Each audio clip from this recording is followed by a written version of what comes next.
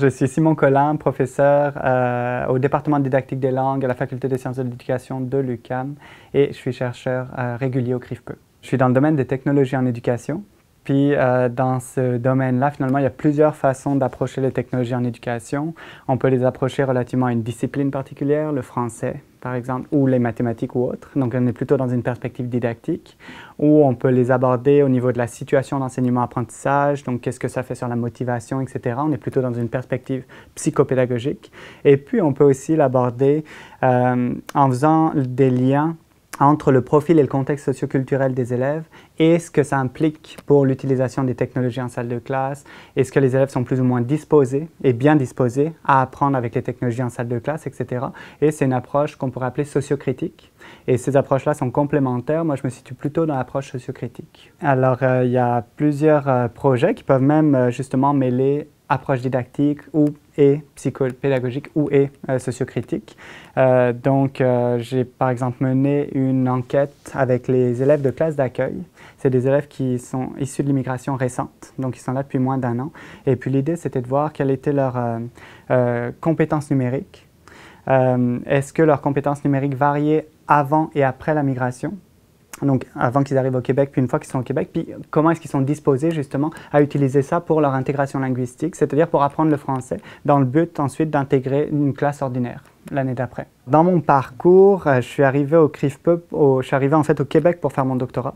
Donc, je n'avais pas d'autres motifs ou d'autres réseaux que ça. Donc, le CRIFPE a eu vraiment un rôle intégrateur très important parce que ne connaissant pas vraiment d'autres étudiants, je n'avais pas de famille ni rien du tout, ça a été vraiment ma porte d'entrée académique dans l'université, dans un réseau à la fois d'étudiants et aussi de chercheurs plus expérimentés.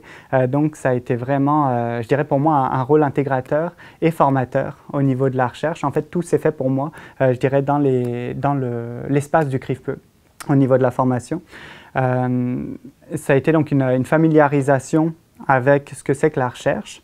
Ça a été aussi l'occasion au-delà, je veux dire, du réseau et des gens qu'on peut rencontrer, une formation dans la mesure où j'étais aussi assistant de recherche.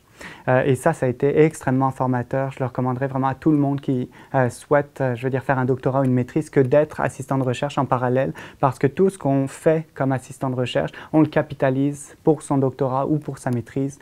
Donc, c'est vraiment tout à fait compatible et intéressant. En l'occurrence, ça a permis aussi de financer mon doctorat. J'ai financé mon doctorat grâce à l'assistanat de recherche.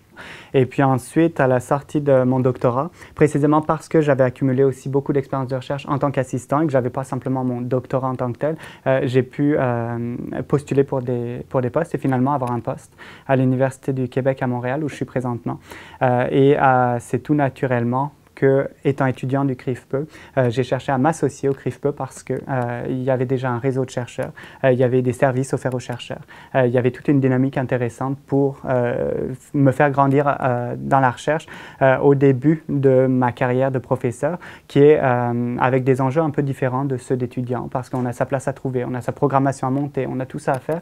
Le CRIFPE était extrêmement structurant pour ça et il l'est encore. Alors maintenant, j'ai trouvé ma programmation, j'ai trouvé mes principaux collaborateurs, ça reste un lieu extrêmement intéressant pour structurer mes activités de recherche.